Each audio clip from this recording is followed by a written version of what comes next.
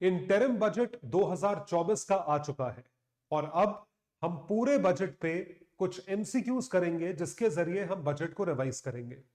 ये एमसीक्यूज इस तरीके से डिजाइन करे गए हैं कि ये हर एक एग्जामिनेशन जो इस साल होगा, चाहे वो यूपीएससी का हो, चाहे वो किसी स्टेट सर्विस का हो, इंडियन इकोनॉमिक सर्विस का हो, आरबीआई ग्रेड बी का हो या किसी और बैंकिंग एंट्रेंस का हो, उन सब के लिए बजट के जो क्वेश्चंस हैं वो इंपॉर्टेंट रहेंगे। ये क्वेश्चंस आसान से लेके मुश्किल लेवल तक जाते हैं, तो आप ध्यान दीजिएगा किस तरीके से इन क्वेश्चंस को करना है। So budget practice questions for UPSC prelims ये देखते हैं। How does the revised fiscal deficit in budget 2023-24 compare to 2022-23? पिछले साल के मतलब 2022-23 के कंपैरिजन में 2023-24 जो अभी साल चल रहा है, फिस्कल डेफिसिट कितना बताया गया है? What is the correct option? Fiscal deficit कितना है? Decrease by 1.3%, decrease by 0.5%, unchanged, increase by 1.8%। Fiscal deficit में पिछले साल के कंपैरिजन में इस साल कितना चेंज है, ये आपको जानना है। फिस्कल डेफिसिट का जो रिवाइज टारगेट है वो होगा 6.4% से रिड्यूस होकर 0.5% पे 5.9% पे स्टेबल हो गया है। अब आप सोच के देखिए, जो हमने फिस्कल डेफिसिट प्रोजेक्ट किया था और जो फिस्कल डेफिसिट हमने अचीव करा है, पिछले साल के कंपैरिजन में से आधा % फिस्कल डेफिसिट कम है। ये बहुत बड़ा अचीवमेंट है, this is a huge achievement. और इस अचीवमेंट को मद्देनजर रखते हुए हम ये बोल सकते हैं कि हम फिस्कल कंसोलिडेशन के पाथ पर चल रहे हैं। तो ध्यान रखें, fiscal deficit has been reduced. दूसरा सवाल, arrange the following ministry in ascending order in terms of allocation of money in budget 24-25। पैसा एलोकेट करा गया है मंत्रालय द्वारा या मंत्रालय के बेसिस पे। अब ये सारे मंत्रालय हैं, इन सब में सबसे असेंडिंग ऑर्डर है, सबसे कम पैसा से सबसे ज्यादा पैसा। So ascending order in terms of allocation of money बताना है कौन सा स्टेटमेंट करेक्ट है। Ministry of home affairs, ministry of rural development, defence, ministry of railways. अब इसका एलोकेशन मनी के टर्म्स में कितना कितना है देखिए। होम अफेयर्स को 2 lakh crore, rural development 1,77,000 crore, defence को 6.2 लाख करोड़, सबसे ज्यादा है। भारत के इतिहास में सबसे ज्यादा एलोकेशन डिफेंस की तरफ इसी साल किया गया है, 6,20,000 crore. Ministry of railways 2,55,000 crore. तो आप देख सकते हैं 2143। तो 2143 answer is D for Delhi. इस तरीके से एलोकेशन है असेंडिंग ऑर्डर में। ऐसे क्वेश्चंस आपको देखने को मिल सकते हैं। तीसरे सवाल पे आते हैं, examine the following statements and choose the option that suits the best. कौन सा ऑप्शन सही सूट करता है? ये स्टेटमेंट और एक तरीके से रीजनिंग और असर्शन टाइप क्वेश्चंस हैं। स्टेटमेंट 1 और स्टेटमेंट 2 के रूप में पूछे हुए हैं। Public provision means that they are financed through the budget and can be used without any direct payment. यदि आपने पब्लिक प्रोविजन करा है तो उसका मतलब है कि ये बजट से फाइनेंस होता है, मतलब बजट से पैसा निकाला जाता है पब्लिक प्रोविजन का, और इसको बिना किसी डायरेक्ट पेमेंट के यूज किया जा सकता है। Statement 2, when goods are produced directly by the government it is called public production. तो गुड्स अगर डायरेक्टली प्रोड्यूस हुए सरकार द्वारा तो उसको पब्लिक के लिए मतलब पब्लिक के लिए गुड्स माना जाता है। तो स्टेटमेंट 1 सही है, स्टेटमेंट 2 सही है। स्टेटमेंट 2 जो है वो स्टेटमेंट 1 को एक्सप्लेन करता है। देखिए, स्टेटमेंट 1 और 2 ये जो क्वेश्चंस हैं इनको रीजनिंग असर्शन क्वेश्चंस कहा जाता है कि रीजन, ये रीजन है और ये उसका असर्शन है। मतलब स्टेटमेंट 2 स्टेटमेंट 1 को समझाता है। ये स्टैंडर्ड टाइप के क्वेश्चंस हैं जो यूपीएससी में आज से नहीं पिछले 20-25 साल से आ रहे हैं। इसके ऑप्शंस बड़े स्टैंडर्ड होते हैं। पहला ऑप्शन होता है कि दोनों स्टेटमेंट सही है और दूसरा स्टेटमेंट स्टेटमेंट 1 को एक्सप्लेन करता है। सेकंड ऑप्शन है दोनों स्टेटमेंट सही है लेकिन एक स्टेटमेंट दूसरे को एक्सप्लेन नहीं करता है। तीसरा ऑप्शन है पहला स्टेटमेंट ट्रू है दूसरा फॉल्स है, और चौथा है कि पहला फॉल्स है दूसरा ट्रू है। इस तरीके से इस क्वेश्चन को ऑर्गेनाइज करा जाता है। दोनों स्टेटमेंट जो है वो सही है लेकिन स्टेटमेंट 2 इसको एक्सप्लेन नहीं करता। वो बड़ा ऑब्वियस रीजन है, पब्लिक प्रोडक्शन जो है वो सरकार जो भी कुछ प्रोड्यूस कर रही है, अगर हाईवे बना रही है तो वो पूरा पब्लिक के लिए है, अगर रोड्स बना रही है पब्लिक के लिए, स्टेडियम बना रही है पब्लिक के लिए है। तो ये स्टेटमेंट ठीक है। पब्लिक प्रोविजन का मतलब है they are finance through the budget, ये भी ठीक है। लेकिन second statement does not explain the first statement, इस चीज को ध्यान रखिएगा। Which of the following are considered as source of direct financing? Direct financing का सोर्स, डायरेक्ट फाइनेंसिंग का जो सोर्स है वो क्या क्या है, बड़ा अच्छा क्वेश्चन है। डायरेक्ट फाइनेंसिंग नहीं, डेफिसिट फाइनेंसिंग है। तो अगर मैं आपको फिस्कल डेफिसिट के बारे में बताऊं, fiscal deficit is equal to expenditure exceeding revenue. Revenue में बोरोइंग्स नहीं आती है, बोरोइंग्स आर एक्सक्लूडेड। तो fiscal deficit is equal to expenditure greater than revenue, जिसमें बोरोइंग्स नहीं इंक्लूड होती है। तो अगर आपका खर्चा आपकी आमदनी से ज्यादा है, आपको नुकसान होता है, डेफिसिट होता है। इसी डेफिसिट को फाइनेंस करा जाता है।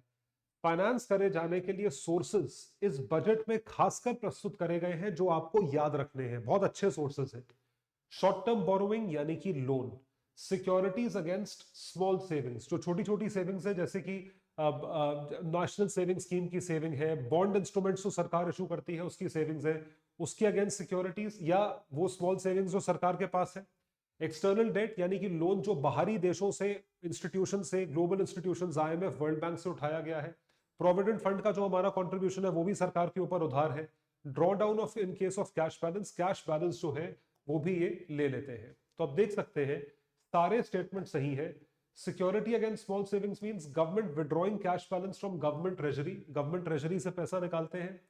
उसके बाद मनी जब फॉरेन इंस्टीट्यूशन से लेते हैं तो एक्सटर्नल डेट कहता है। प्रोविडेंट फंड का मतलब है गवर्नमेंट जो है पैसा लेती है जहां पे प्रोविडेंट फंड का पैसा डिपॉजिट होता है। और draw down of cash balance का मतलब है issuing new currency bye the government, सरकार नई करेंसी इशू करती है। ये भी चीज जो है इसके थ्रू भी फाइनेंस हो सकता है, लेकिन ये ऑप्शन कभी भी कोई सरकार टेक अप नहीं करती। Printing of currency is considered to be the worst option, इसको याद रखिएगा। तो ये बहुत अच्छा है। डेफिसिट फाइनेंसिंग के ये सारे सोर्सेज हैं, ये सारे याद कर लीजिए, you have to remember. Consider the following statements. Question number 5, if capital receipts greater than capital expenditure, अगर कैपिटल रिसीट्स कैपिटल एक्सपेंडिचर से ज्यादा है, आमदनी जो है खर्चे से ज्यादा है, it means capital side of balance sheet is in deficit. क्या ये पॉसिबल है? आमदनी खर्चे से ज्यादा है तो कैपिटल साइड डेफिसिट में कैसे हो सकता है? If revenue expenditures greater than revenue receipts, खर्चा जो है वो रिसीट से ज्यादा है, it means revenue side of the balance sheet is in surplus. क्या ये चीज पॉसिबल है? सिंपल फॉर्मूले है, खर्चा आमदनी से ज्यादा है तो सरप्लस कैसे हो सकता है? The sum of capex and grant and aid for creation of capital assets are known as effective capital expenditure.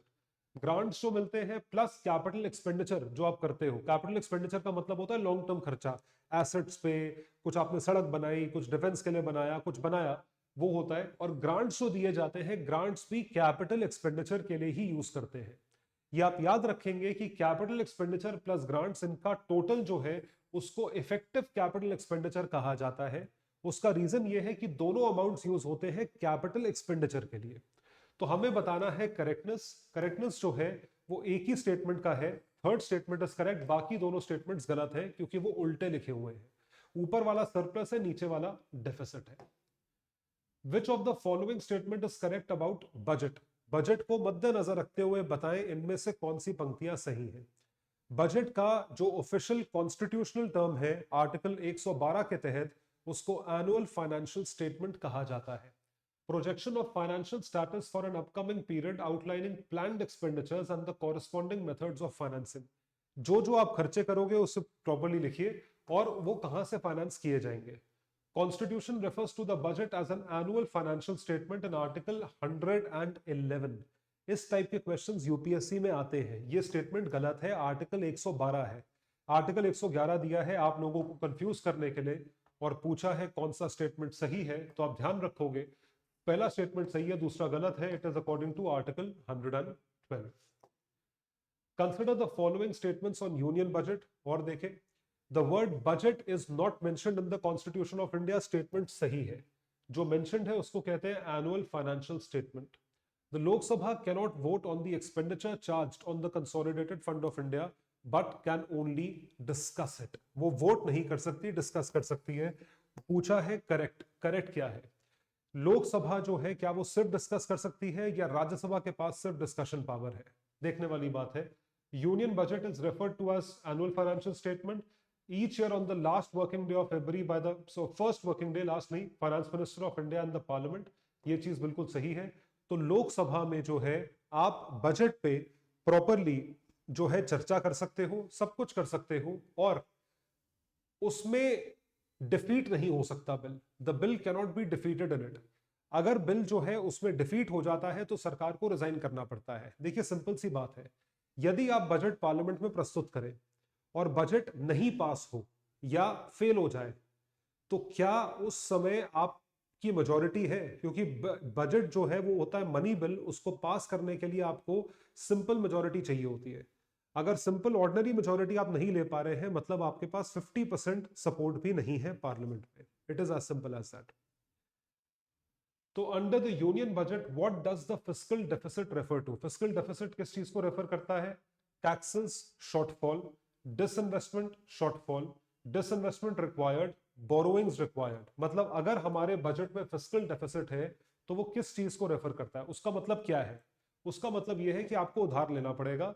You have to the fiscal deficit represents overall borrowings required by government. Bharat को कितना बोरो करना पड़ेगा, क्योंकि fiscal deficit का मतलब होता है loss. Loss को भरने के लिए आपको लेना पड़ता है उधार एक फाइनेंशियल ईयर में। You have to borrow money. फिर सवाल है what is interim budget? Interim budget क्या होता है?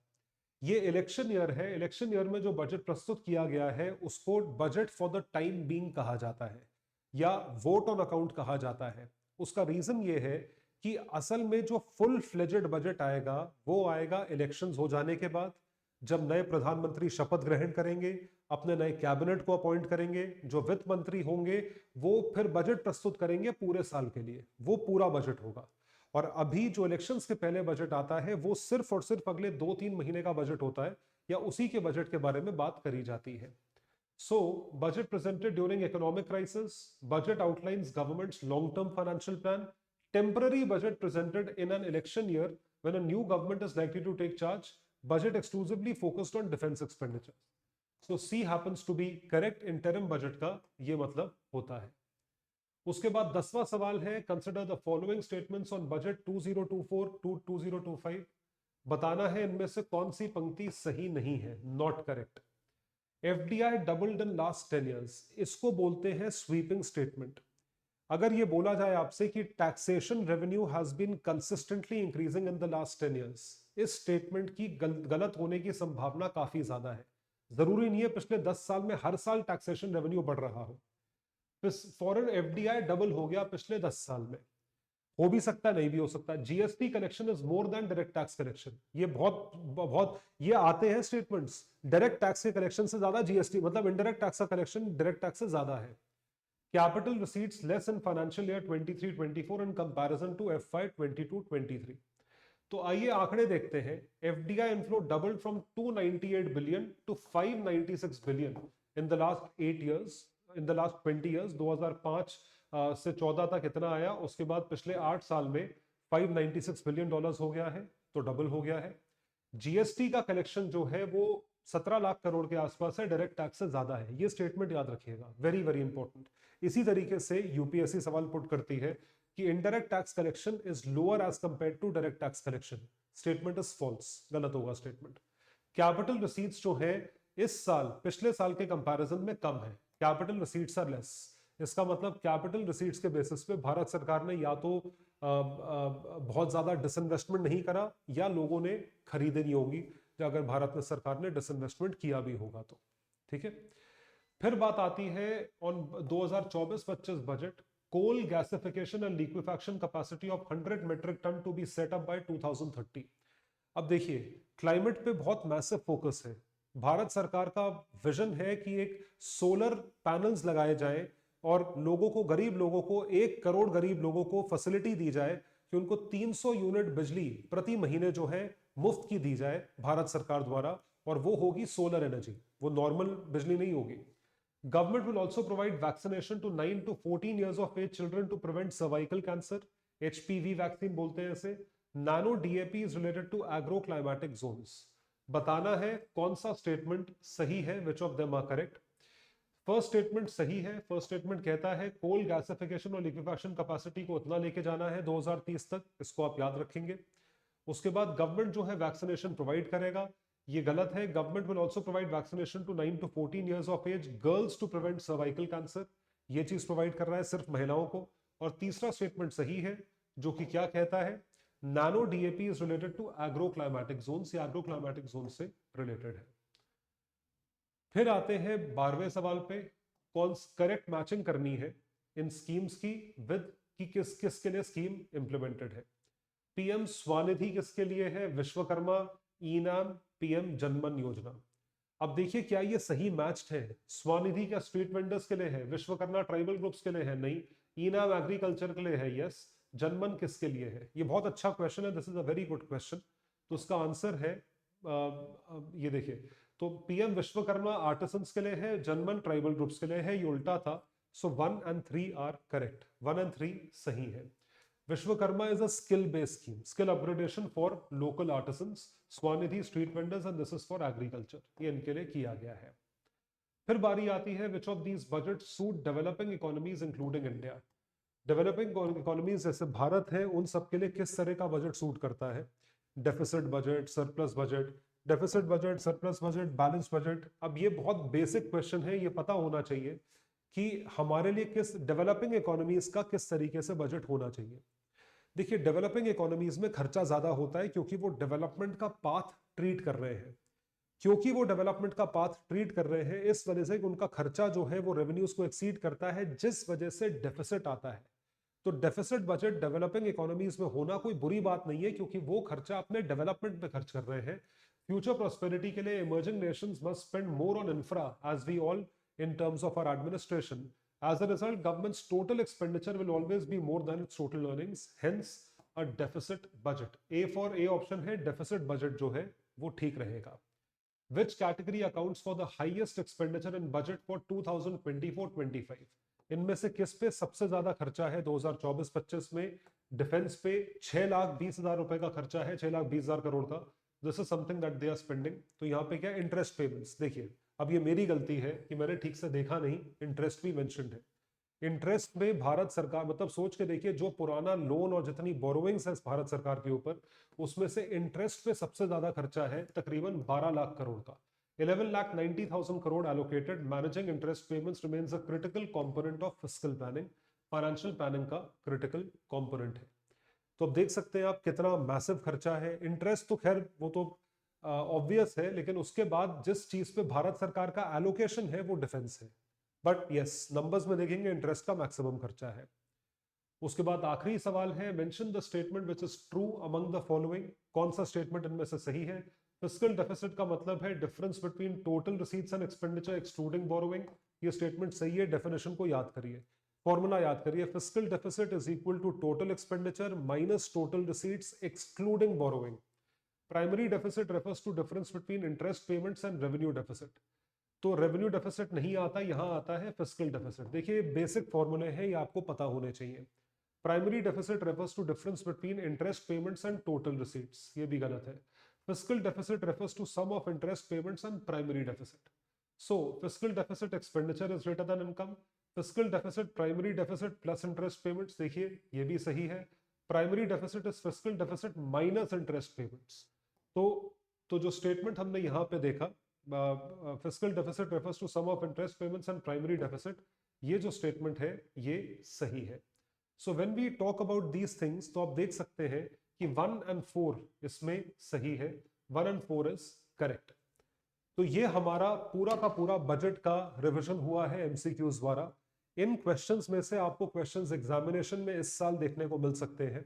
आप और किन चीजों पे वीडियोस चाहते हैं जरूर कमेंट सेक्शन में लिखकर बताइए, और अगर अभी तक आपने चैनल सब्सक्राइब नहीं करा है तो जरूर चैनल सब्सक्राइब करिए। आप लोगों के लिए बहुत ज्यादा मेहनत हो रही है यहाँ पे। Thank you so much everyone, bye, take care and all the best.